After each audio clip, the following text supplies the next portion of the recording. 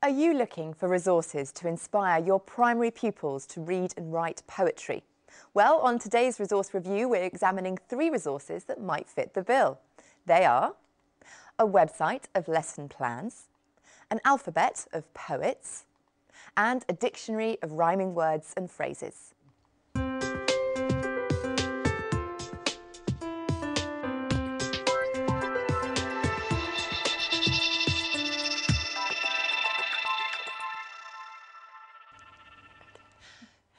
Recommending today's resources, we have Louise Dollings. Louise is Literacy Coordinator at Goldstone Primary School in Hove, East Sussex.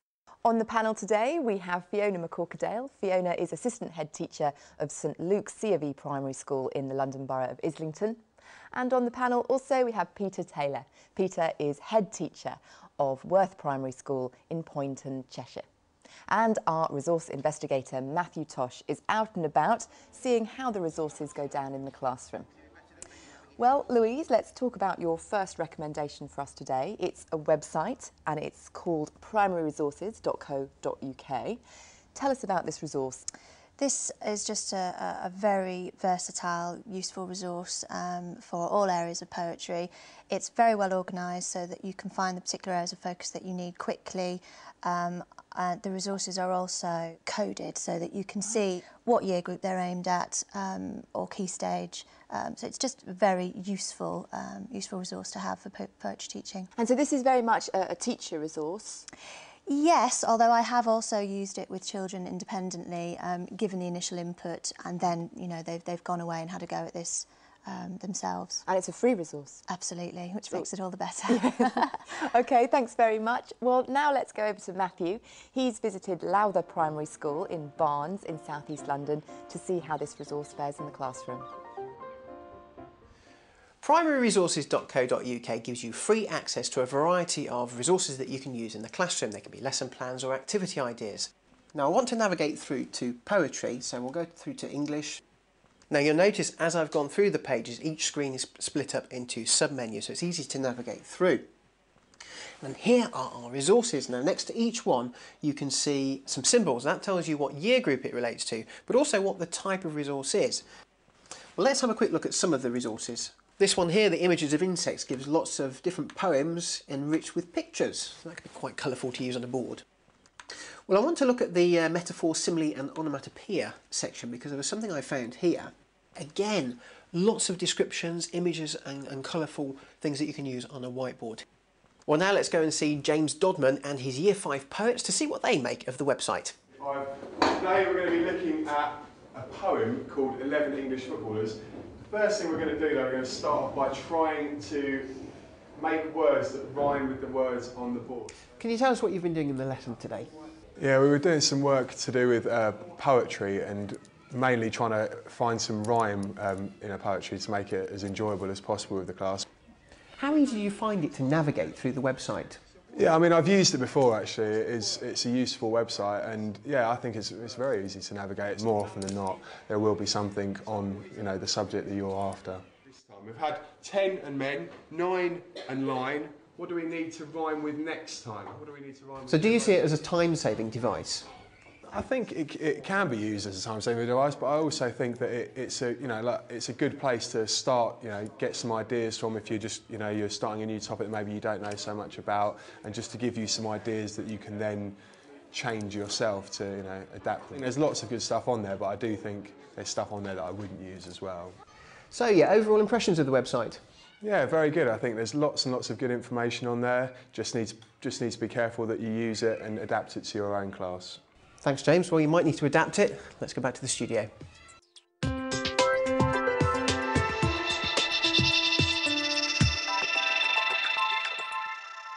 Louise, what would you say to that point that the teacher made, that quite often some of the resources on the website have to be adapted for use in class? I think that's a fair comment. As with any general resource like this, you have to make sure it's appropriate for the children in your class at any given time.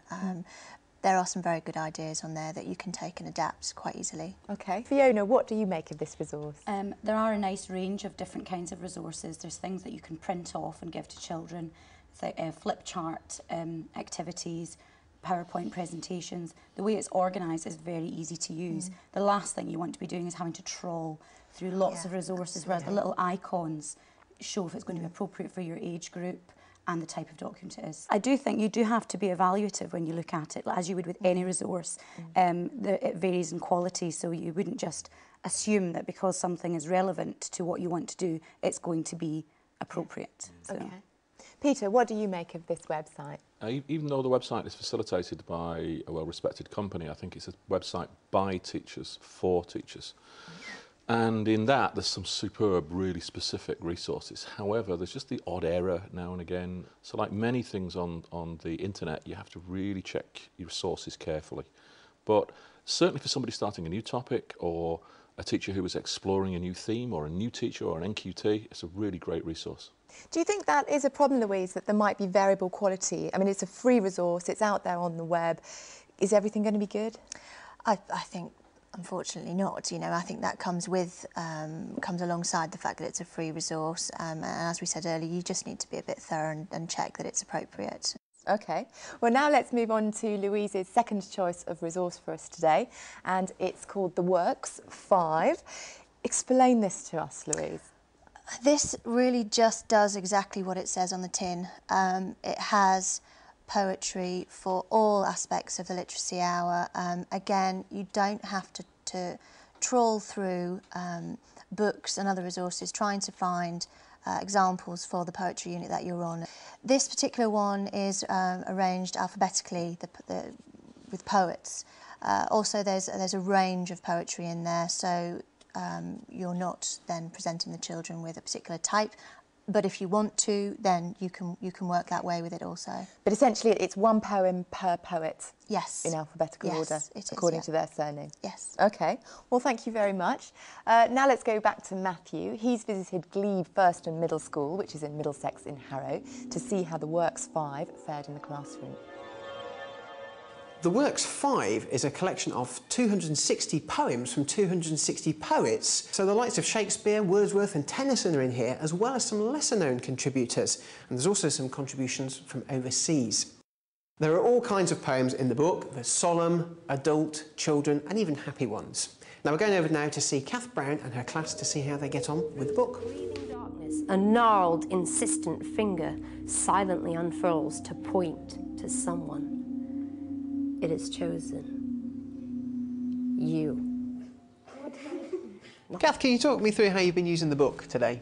I chose the poem The Door from the Works 5, and we used images from the internet and looked at a range of doors and what might be through those doors, and the children chose the door to write about and did it in the style of the poem that we'd read together at the beginning of the lesson. What did I do when I got to those ellipsis marks? I like that there's loads of different poems.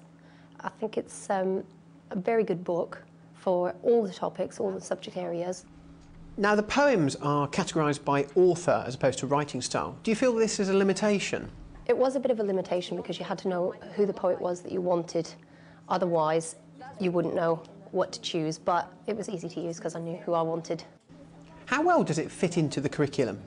It fits in quite well because it doesn't matter whether you're doing literacy, maths, science, you can always find a poem that fits in with those subject areas and read something just as a starting point. Same door that Penny described, but how they saw it was completely different.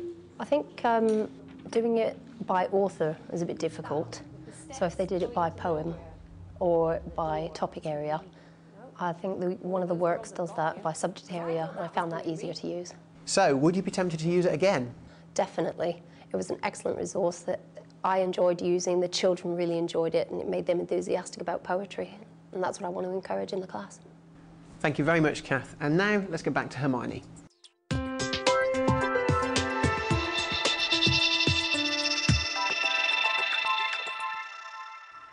Well, Louise, the teacher really liked the Works 5, but did mention this problem with the way it's laid out. It's quite hard to search and find what you're looking for. Is that a bit of a limitation?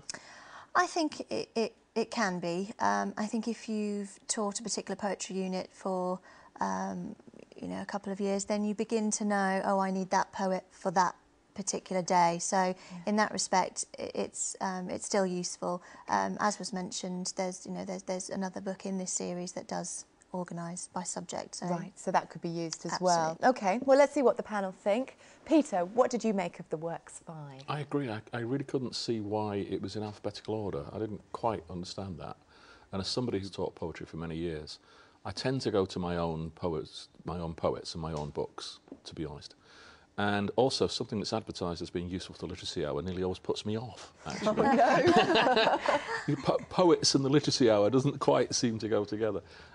Visually a bit flat as well. I didn't necessarily want to pick it up, but there's some great poets in there and some very, very good poems. So as an easily accessible resource, it's probably pretty good. But I think for real quality, I'd like to go and find my own poets. Okay, Fiona, what do you think? There are a huge range of poems in there, and I agree with the point about the way it's been organised. I think that they could have the alphabetical index in it, so that if you have a particular poem that's been recommended, you can find it easily. But even just another couple of pages saying these are the types of poem, these are the pages that they're on, or these are the different topics that the poems are on. I would find it a little bit daunting, I think, especially if I wasn't familiar with poetry, to just pick up such a dense book and think, oh, where to start? Yeah. Right. Okay, well, thank you all very much. Time now to move on to Louise's third choice of resource for us today. And it is a rhyming and spelling dictionary from Blacks. Louise, talk us through this resource and why you like it. This is a real favourite of mine. It really takes away the fear factor for the children. I think it's colourful, it's bright, they like picking it up, and once they're shown how it works, they're able to use this independently in no time at all. The first couple of pages signpost for you the different types of poetry that are to be taught and give you a few tips. Presumably this isn't the only rhyming and spelling dictionary out there on the market. Why this one in particular? I think it's just very easy for the children to use. They are freed up, if you like, by using this, particularly at the beginning of a topic.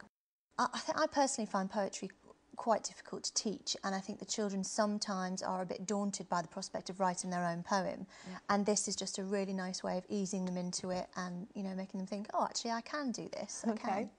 Thank you. Well, Fiona, what do you like or dislike about this particular one? It's a very child-friendly dictionary. It's really colourful. There's kind of pictures in it. There's also a huge amount of words and rhymes in it.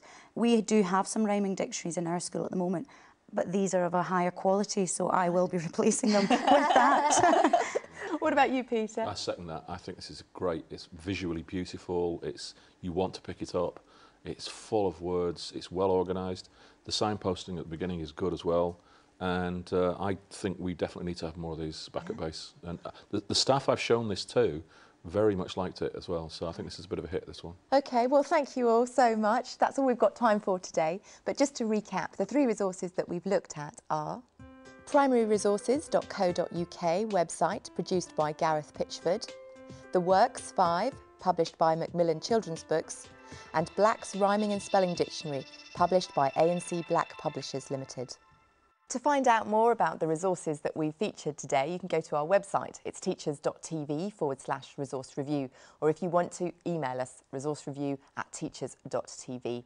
Big thank you to our panel today, to Louise, to Fiona and to Peter. Thank you for joining us, and we'll see you next time on Resource Review. Bye-bye.